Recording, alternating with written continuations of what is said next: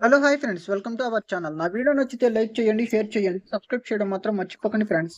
Anti terrorist గ్రూప్కి leader అయిన Gandhi alias Vijay కెన్యాలో చేపట్టిన ఒక మిషన్ అతడి జీవితంలో పెను మార్పులు తీసుకొస్తుంది.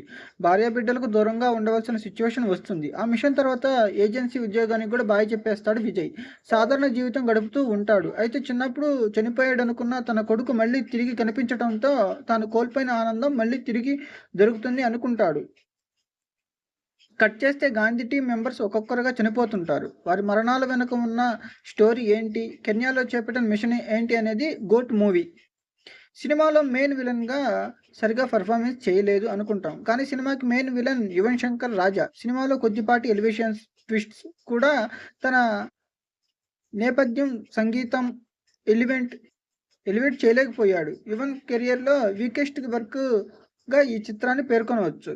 సినిమాటోగ్రఫీ వర్క్ కూడా సోసోగా ఉంది. అందుకు కారణం పూర్ విఎఫ్ఎక్స్ వర్క్స్ కావచ్చు. విఎఫ్ఎక్స్ విషయంలో లాస్ట్ మినిట్ చేంజెస్ సినిమాకి బాగా ఎఫెక్ట్ ఇచ్చాయి. కొన్ని ఫ్రేమ్స్ బ్రైట్గా, కొన్ని ఫ్రేమ్స్ డార్క్గా కనిపిస్తాయి. అది చిన్నపాటి తప్పిదమే అయినప్పటికీ 400 కోట్ల రూపాయల బడ్జెట్లో ఇలాంటి తప్పులు జరగటం అనేది పెద్ద మైనస్ అనే చెప్పుకోవాలి. ఇక ఏజింగ్ టెక్నాలజీతో క్రియేట్ చేసిన విజయ్ కంటే ఆర్టిఫిషియల్ ఇంటెలిజెన్స్తో క్రియేట్ చేసిన విజయ్ కాన్సీన్స్ చాలా బాగుంటాయి.